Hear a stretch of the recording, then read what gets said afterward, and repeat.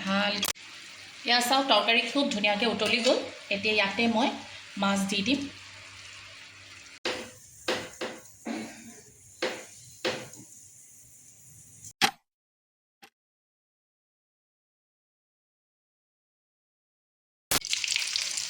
hello' everyone কি খবৰ সকলোৰে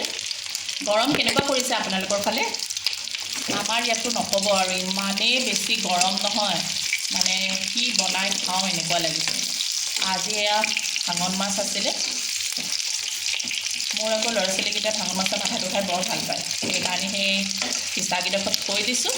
আৰু এয়া দিয়ে আজি একদম পাতলা এখন জিকা বিলাহী আলুৰ তৰকাৰী বনাম বুলি ভাবিছোঁ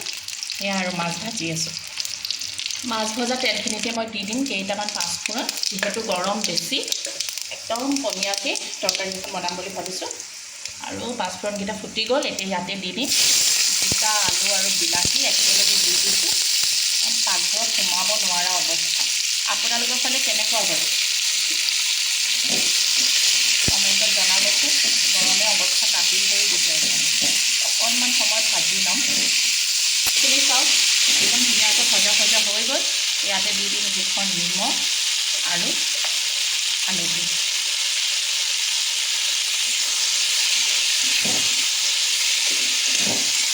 অকণমান দেৰি ভাজি থাকোঁ অকণমান ভজা ভজা হওক আৰু এইখিনি চাওক ধুনীয়াকৈ ভজা ভজা হৈ গ'ল এতিয়া মই জোখত পানী দি ল'ম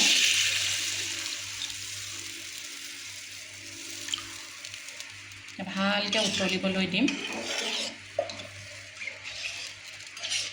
অলপ পানী বেছিকৈ দিছোঁ যিহেতু পনীয়া জোল কৰিম এয়া চাওক তৰকাৰী খুব ধুনীয়াকৈ উতলি গ'ল এতিয়া ইয়াতে মই মাছ দি দিম এডোখৰ এডোখৰকৈ মাছ দি দিছোঁ আৰু ভালকৈ পুনৰ উতলিবলৈ দিম 5-10 মিনিটমানৰ কাৰণে এয়া ভাঙন মাছেদি বনোৱা আমাৰ জিকা বিলাহী আলুৰ পাতলা মাছৰ তৰকাৰী গৰমত খাব পৰা একদম ধুনীয়াকৈ ৰেডি হৈ গ'ল চাওক এনেকৈ আপোনালোকেও বনাই খাবচোন বৰ ভাল লাগে এনেকুৱা নতুন নতুন ৰেচিপি লৈ পুনৰ আপোনালোকৰ ওচৰলৈ আহিম মোৰ খানামিন চেনেলটো কেনেকৈ মৰম দি যাব আজিলৈ আহিছোঁ বাই